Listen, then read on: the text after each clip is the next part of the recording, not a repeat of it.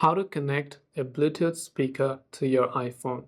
Connecting a Bluetooth speaker to your iPhone is a fairly simple process, but depending upon the speaker, you have to turn it on and put it on pairing mode or Bluetooth mode. This will depend just depending upon the speaker itself. Now, once you make sure that your speaker is on the pairing mode, I've already turned it on, it's in the pairing mode on the other room.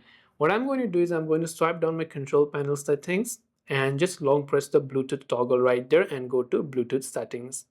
Now when I go to Bluetooth settings, if I've never connected this speaker before, I have to scroll under other devices and let it scan. And as you do that, you'll find the speaker over there. In my case, it's written as S7. Your speaker could be different, so just look for it.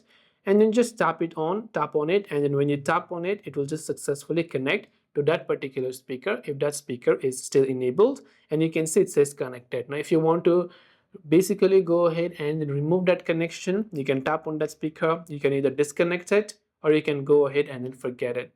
So I hope the video helped you out. If you have got any further questions, do feel free to leave them down in the comments below. As always, thank you for watching till the very end of the tutorial and see you soon in the next video.